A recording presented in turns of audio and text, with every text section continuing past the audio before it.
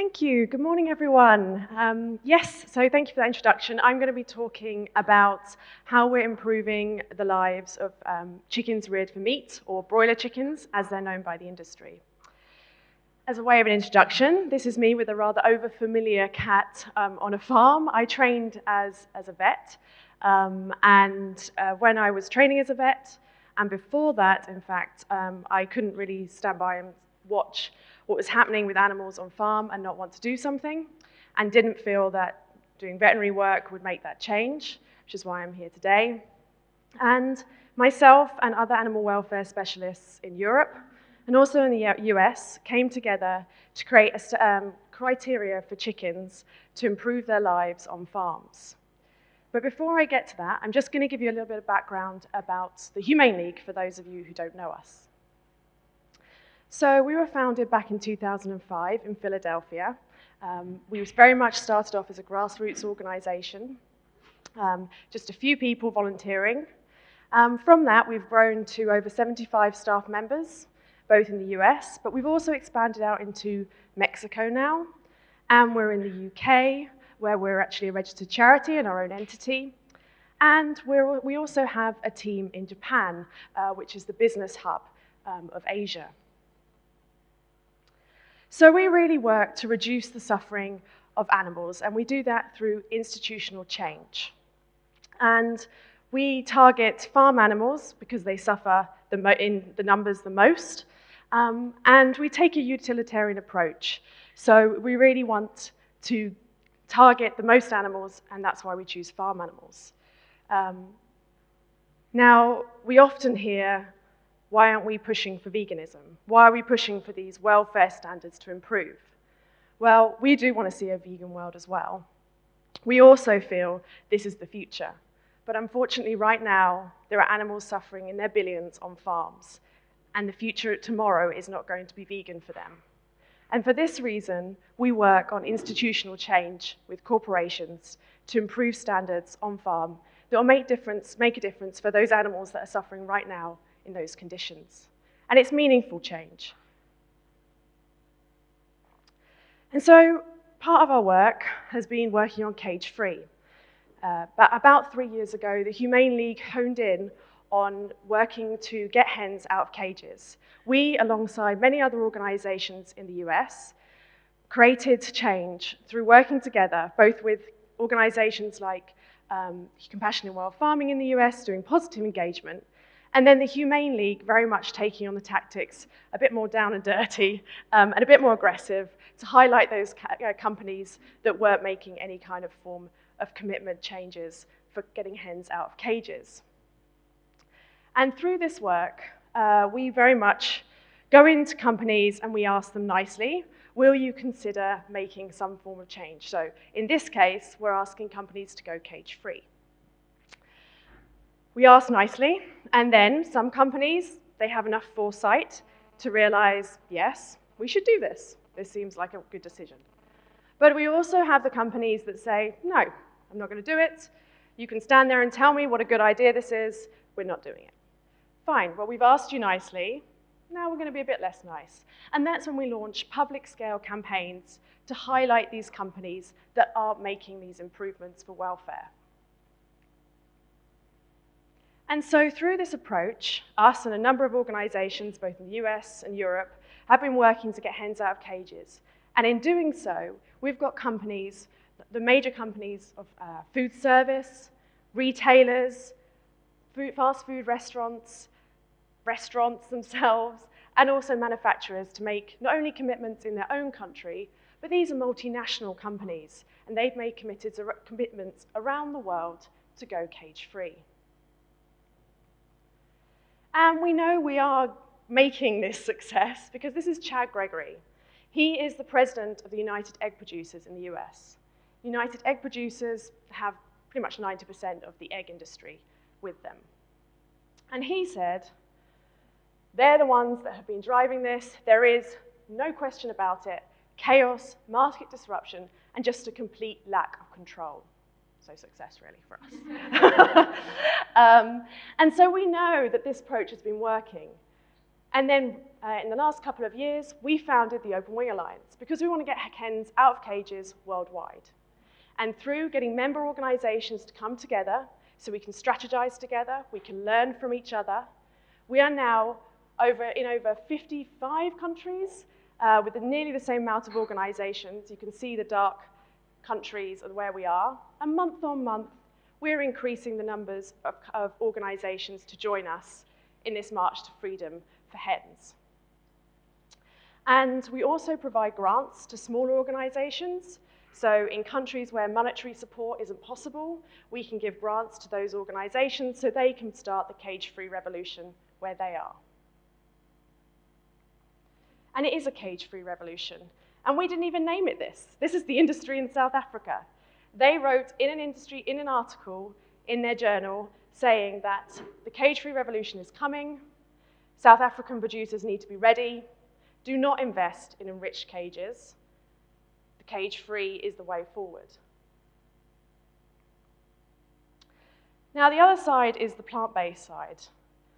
Now with these changes, a lot of companies are actually thinking, this is complicated, particularly when it comes down to ingredients, for instance, in products.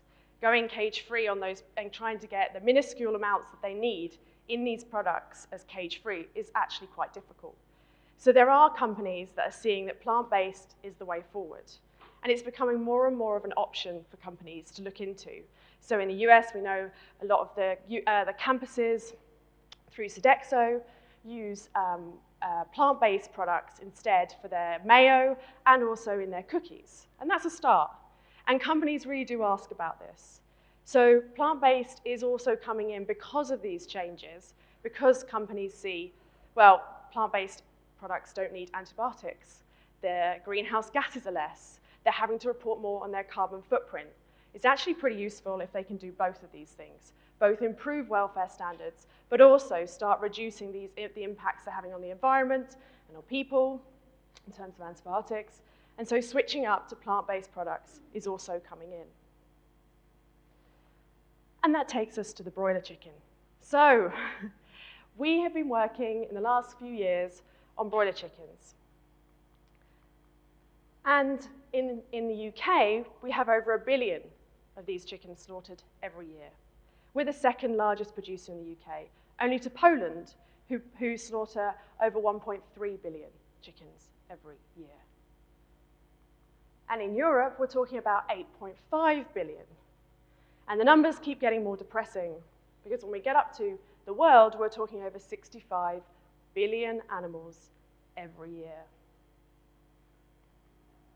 Now, here in the UK, we have a directive that supposedly sets a minimum standard for broiler chickens. Now, that is a one-up on anywhere else in the world who have no legislation. But this is a minimum standard, and it doesn't go anywhere near far enough. It really only looks quite really at the basics to a degree, and those basics are not good enough. So talking about food and water provisions, talking about air quality, these things are important, but they just don't go far enough. They also have things like space allowance, or we call it stocking density. Again, doesn't do enough. Really, it is very minimal. There is also regulations on slaughter as well, but again, as I go into it, you will find that it's not good enough. And so this is what we know of broiler chickens. They suffer.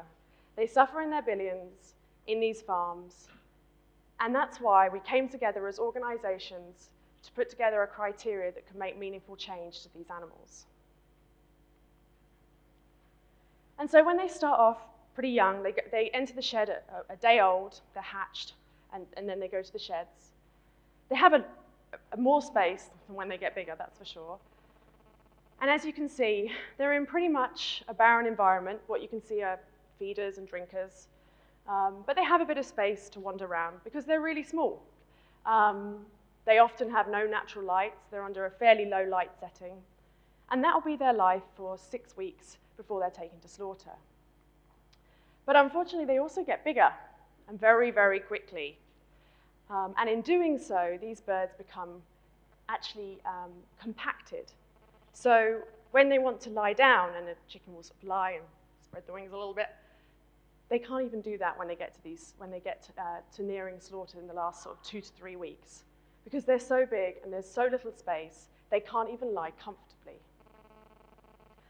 And more than that, they're actually trapped in their own bodies.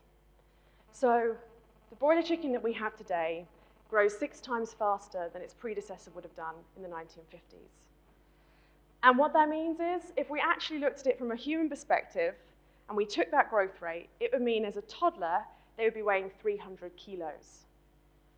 These birds grow so quickly, and they're designed like this to be a commodity for protein. They produce as much meat as quickly on their little bodies as possible, and in a very particular area as well, the breast muscle, which is the premium cut that people choose. And this is a really great illustration of what I'm talking about. You can see the reddy brown chicken is a higher welfare chicken, grows more slowly. They're both the same age in this picture. Now, when you look at that bird, you can see it's how you'd imagine a chicken might look, for starters. Standing upright, quite alert. And the legs are very much parallel to each other. And then we look across to the white bird, the Ross, and you can see the legs have started to sprawl out. And this is really a consequence of that breast muscle growing as fast as it does in the way it does. Because it's much larger than it should be, what it does is it shifts the gravity of the bird. And it's almost like if you imagine like a pregnant woman when she's quite heavily pregnant and she's trying to walk. It's that difficulty of walking when your whole center of gravity is tilted forward. And so that's why we see their legs begin to move out, and that's why we see nearly a third of these birds suffering from painful leg conditions. And when we look at the science, nearly all, and I mean nearly all, like 90+% of these birds have some difficulty walking. And it's all a consequence of trying to grow them as quickly as possible with that breast muscle. Not only that, these birds suffer from metabolic diseases. So they have cardiovascular problems, heart problems. They also have problems with their muscle growth. They can get bits of their muscle actually dies off inside the muscle because it's growing so quickly and the blood supply can't reach it. And this is also a great illustration. This is by no way means scientific, but I think it does say a lot. You can see the red birds, they're all active. They're up and about, moving around. Again, these birds are the same age.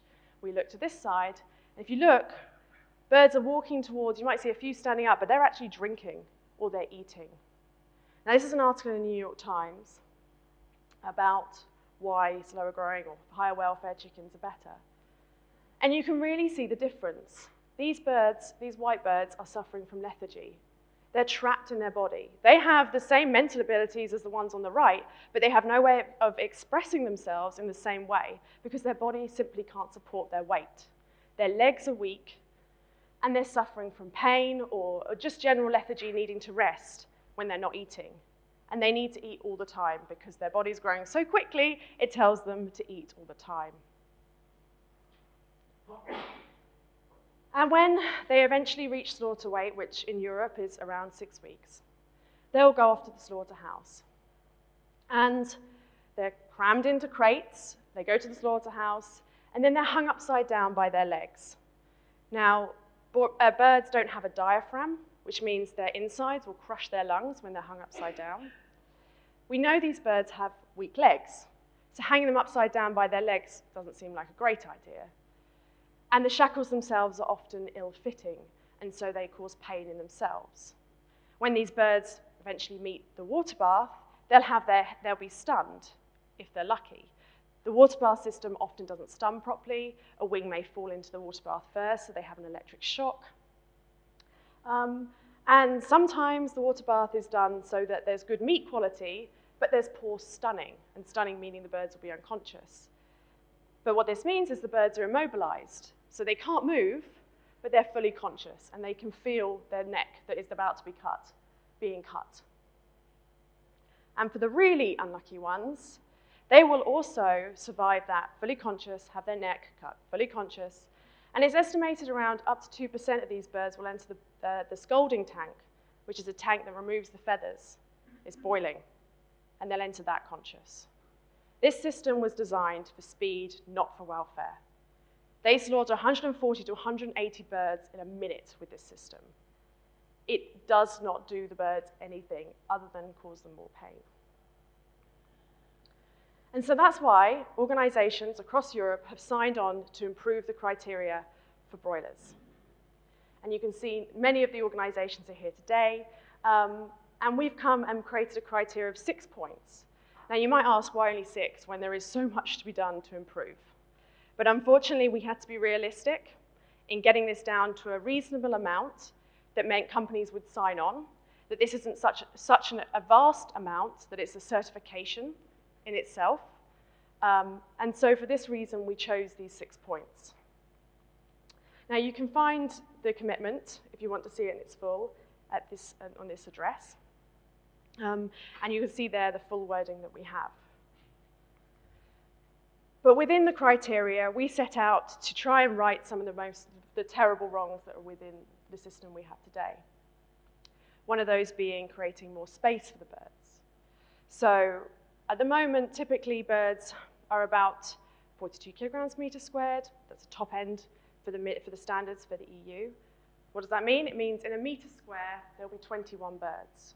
But if you can imagine that a 2-kilo bird is this big, in a meter square, you've got 21 of them, you can see how that they become compacted when they're really reaching that slaughter weight. What we're doing is reducing it down to 15 birds per meter squared. And that's based on the science that shows anything above that, and you start to see, for kilo, you start to see issues happening in terms of leg health and everything else. Again, it's a compromise. I'm not standing here saying, ideally we'd have a lot more space, but we're trying to get a realistic ask that the industry can actually move towards, but is also meaningful for the birds. We're also looking at the breed, because as you can imagine, I told you what I showed and shown you, 30 kilograms per meter squared, yeah. And so we're talking about the breed. The breed needs to change desperately. Needs to be a high welfare breed, one that isn't going to suffer from the leg health problems that we see, from the metabolic diseases. Also from lying down so much, they get blisters on their skin from being on the litter. So we've set out a list of breeds that companies can use that are higher welfare, that have been shown to be higher welfare, that have good welfare outcome measures when we look at lameness and other issues. And other breeds can enter that by looking if they meet the RSPCA protocol. That's fully transparent, and you can actually look online if you want to see the protocol that we're talking about that broilers must meet to come into the standard. And we're also talking about enrichment within the sheds, so providing substrates, for instance, straw bales, providing perches. We're also looking at the air quality, making sure people maintain the air quality. And we've included something about no cages or multi-tier systems. Now you might think broilers aren't kept in cages. Well, sadly, they're beginning to be. This is called the Vencomatic patio. I'm pretty sure they called it a patio because it sort of lists sort of sitting outside with a glass of wine. But unfortunately, that's not the case for broilers. What this is a glorified cage system. And what you can see here is the birds are hatched in situ, so they're hatched at the top up there, you can see the eggs, and then they drop down, and that's where they'll be for their lives until they go to slaughter. Now, this system is permitted under EU legislation because the thing that was stopping cages before was having no litter. You have to have litter, which is the sawdust you see at the bottom. Now, before they hadn't managed to make cages that could work for that, but now they have. We ban these within the criteria. And then we look at slaughter as well, so controlled atmospheric stunning. What this means is, rather than the birds being handled out of the crates that they're put in from the farm, they go through in crates, and they go through to the system where it's a gas chamber, and either carbon dioxide will be used in a multi-phase system, which means that they are anesthetized at a lower level of CO2, and then they're killed at a higher level, or using inert gases like nitrogen, for instance. And those gases are less aversive at higher concentrations, so they can do that straight through. Now, this system ensures the birds are all killed at the same time. There isn't that kind of risk of immobilization, and it also reduces the stress from handling and being hung upside down while they're still alive. And we also ask for auditing, so third-party auditing to make sure that companies have these farms that are actually meeting this criteria. That's really important. And we're also making sure that companies report yearly on their progress. We don't want it to be, the date that we've set for this is 2026, and we don't want it to get to 2025 and then say, oh, we're just starting now, give us more time. We want to make sure these companies are working on this right now. And so year on year, we will be asking for their progress. And so in these countries where we've had cage-free, we're now working on these commitments for broiler chickens. And you can see there's a number of organizations, Schweizer, Durensrat, Otterkaki, L214, we've got ourselves, Humane League, and Anima's version that you may have seen yesterday with Jan. We're all launching these awareness campaigns and these campaigns against companies in our countries right now to get companies to commit to this European chicken commitment. And we've had some success already. Big brands have begun to sign on. So Nestle being one of those, one of the first, in fact, to then bring a European commitment. And in the US, they've been working on this for a couple of years now. There are nearly 100 companies that have signed on to this commitment. And these are the companies we have so far. Like I said, we've just started. Durensrat in Sweden got a commitment just last week, the top right one. I can't pronounce the name of it, I'm sorry. And you can see some of those big names like Danone, Elior Group, for instance. We have a retailer, Marks & Spencer's, in the UK that have signed on to commit to this criteria. And you may have hopefully seen some of the work that's happening both in the US and now we're launching in the UK against McDonald's. So in the US, as I said, they've got over 90 commitments now, nearly 100 in fact, and the big target is McDonald's. And they've come, the Humane League, along with other organizations like Animal Equality, Mercy for Animals, Compassion in World Farming, HSUS, have come together in a coalition to launch a campaign to get McDonald's, who serves 70 million people every day, to make a commitment to this. And this is in Times Square, which was a joint venture to put this advert out in Times Square so that people could see the reality of McDonald's. And we've been working in the UK, so this is us. We did a protest march around the McDonald's in the UK. A lot of the, they've got headquarters in the UK, which is quite big, so we want to get their attention there as well. And it's not just us that's working on this here in Europe. There will be other organizations coming out soon, I'm sure, in your country that you will see that we're joining forces to get McDonald's to make this commitment. And we have something called the Fast Action Network. Now, this is something we have, this is what we call it in the Humane League. And what we do is we send it out to people that subscribe and ask them to do something on social media that normally takes no more than a couple of minutes, once or twice a week. So really, it's like 5 minutes a week max that you're going to be dedicating to doing this, but it has a big impact. We basically use their brand awareness to put things on social media, to highlight that they're not making these commitments. And we find it really effective, and the more people that join, the more effective it is. But there'll be organizations in your country that also have this sort of activism. So I really recommend finding who's in your country who's doing this work and who you can join to help in this fight. We also have something called Chicken Watch. So Chicken Watch is, you can go to chickenwatch.org, and you can see the progress that we're making both in the US and in Europe to get companies to commit to both cage-free and also broiler chicken commitments. We're not the only ones working on this. Compassion in World Farming have created an egg tracker as well, so you can actually see the progress that companies are making in switching percentages over to cage-free as well. So I'm sure something similar will come out for broilers in the near future too. So really, in summary, we've been working in the last couple of years to set the new standards for broiler chickens across Europe. And we really want to see this change because it's meaningful to the birds. It may come across as not having the most fullest criteria, but what it does, it makes the biggest difference, changing the breed, changing the space allowance, providing enrichments, changing those slaughter processes. This can really impact the lives of billions of animals every year. Thank you.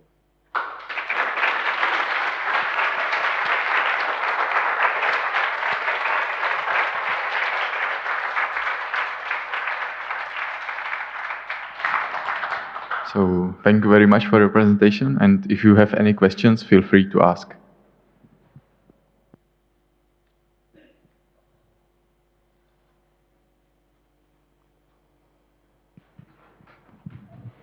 Yeah, thank you for this presentation. I'm excited about it. I would love to join, or we surely would love to join from Austria. Yes, please. I've only a bit of an issue with your demands. I'm aware that it has all been set in stone and there is now no debate, but there's just one little thought I wanna mention, and that is this 30 kilos per square meter we have in Austria already as a maximum stocking density, and if you go into those sheds, you will not think that this is a good density because it is overcrowded completely.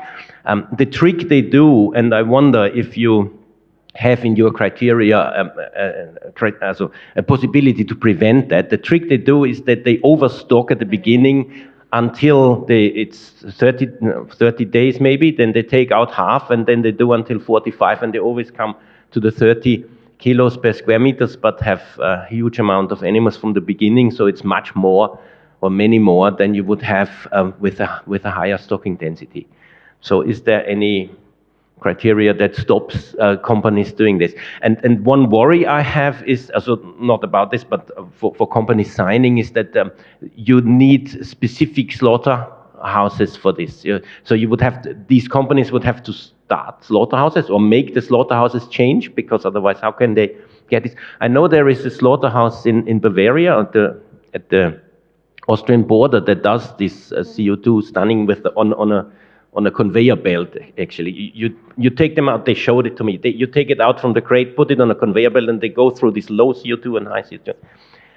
There's only one problem I have with this CO2 stunning, that with pigs, we know that it's causing them panic. We have a number of films from inside those things, and they totally panic. And we felt it would be better to use helium or to use some other gas instead of CO2. Maybe you could comment. Yeah, definitely. Thank you. They're two really great points. So the first is around what's called thinning. It's what Martin was talking about, which is where the birds, like you said, are stocked higher, and then they come into the shed and they take typically the smaller birds, where they can get a market for rotisserie chicken or things, and they'll come into the shed multiple times in the last sort of maybe 7 to 10 days, depending on how they stock them originally. That is definitely problematic. It causes stress to the birds. It's also a biosecurity risk. We see higher rates of Campylobacter. We definitely wanted to deal with that within the criteria. The issues we had was very much negotiating amongst groups to find this within different countries, where this is, in some countries it's practiced more than others, and in some countries it's practiced sort of 3 or 4 thins at least. So for that reason, we put in the criteria that it can be no more than 1 thin, and preferably segregated thinning as well. So what that means is, although the birds will be split up in a shed already, so they're actually having to keep a curtain. So when they come in, they're just taking the birds that are in the front of the shed, and they're not going in amongst all the birds, which is the really stressful bit, and picking out the smaller ones. And so for this reason, we have just 1 thin as the maximum allowed in the criteria. The other point you made was around the controlled atmospheric killing. Again, a really great point. So in pigs, it's really highly aversive, the CO2. And the problem with pigs that we have is that they're much more sensitive to CO2 than birds are.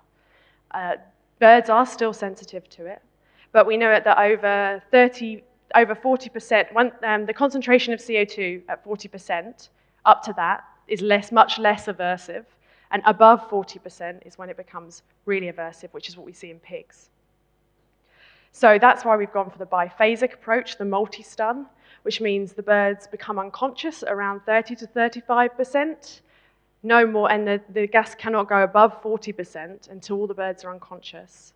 And then the gas gets increased. They don't do that in pigs. You get this steady incline, which means these pigs that are also more sensitive to CO2 are more affected.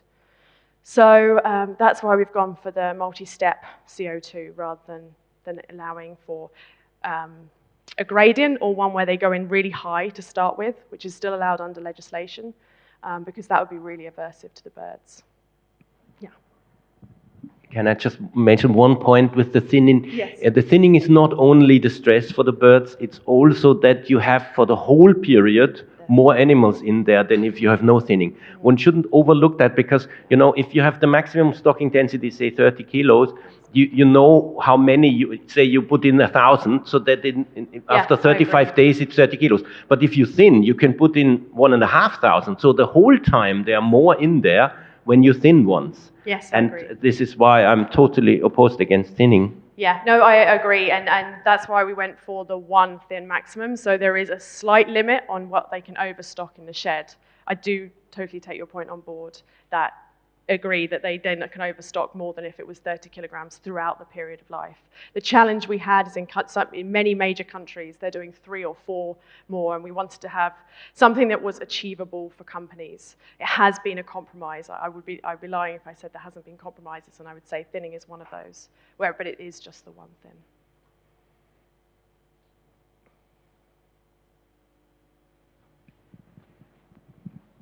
Hi. Thank you for your talk. I am very excited working for a Danish organization, and we're starting the broiler campaign as well.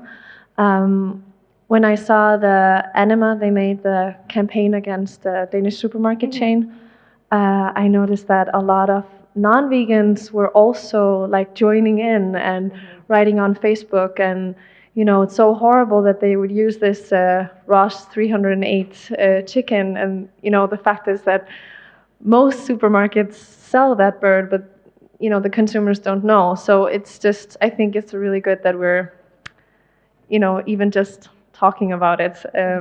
So I really think it can be very successful.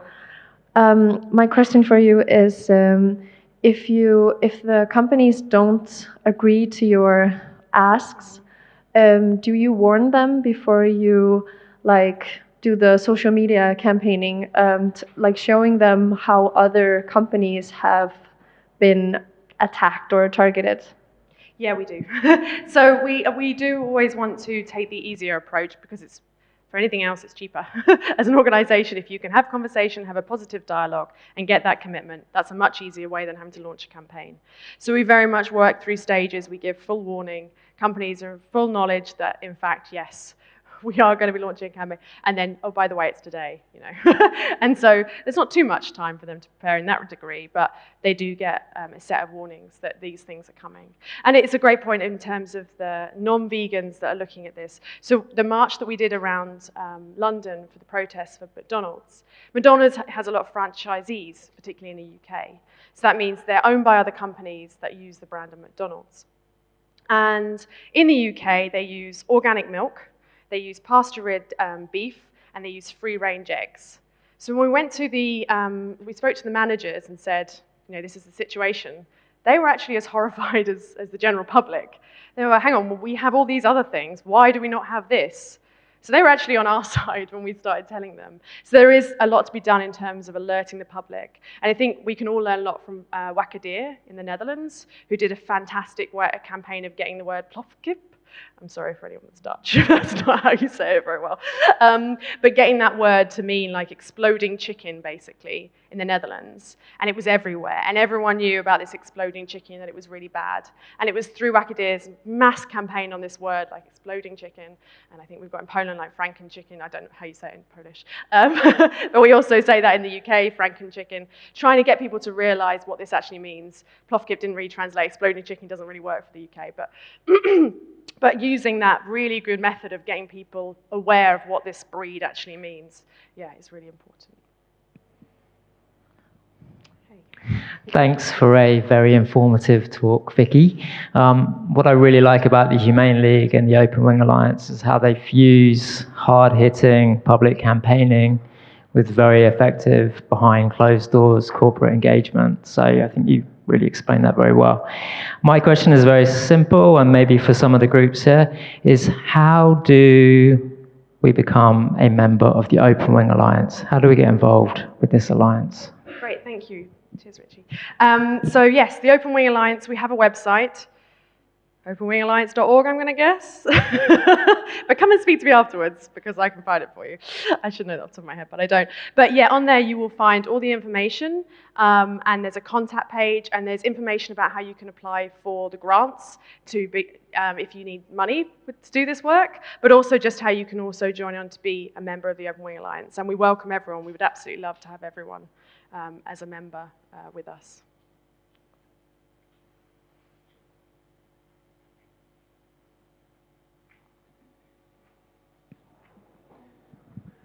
Well, obviously you have to keep it to a certain topic if you have demands. But I wonder what you were thinking about turkeys, because turkey is becoming an ever-increasing percentage of poultry meat. In Austria, which is non-turkey really, because nobody eats it at Christmas or something, you still have already 25% of poultry meat being turkey. They are now, and the turkeys, okay, you shouldn't compare these things, but I think they suffer really badly, maybe even more, because they're bred a lot longer, and they have the same problems with the same weight. They have the same problem with slaughter.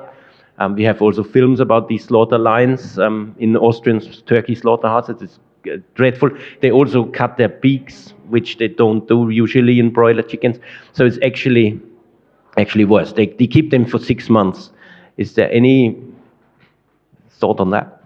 Yeah, no, I've also been on turkey farms, and yeah, it's horrific. And also, yeah, the head pecking as well that you see, it's horrendous. Yeah, no, we aren't working on turkeys here in within this work right now as organisations. In Europe, we haven't come together on standards. I do know that Mercy for Animals in the US have put together a criteria that they're working with companies on turkeys with, because turkeys is even bigger over in the US in terms of numbers. At the Humane League, we like to just concentrate on one thing, get that done, and then move on. That's the approach we take. And we base that based on the numbers of animals and the suffering levels, and we balance that out, which is why we're working on broilers now. But I agree that turkeys is definitely one of those things we need to look at in the future. Yes, definitely. But I mean, the numbers to the amount, there's just billions of chickens, and turkeys, while is increasing, the numbers just don't come anywhere near. So I do agree the 6 months versus the 6 weeks is both there, has to be equated to. It can be pretty challenging. There is a lot to be done. Yeah. Someone else has a question? If not, then thank you very much again. Thank you.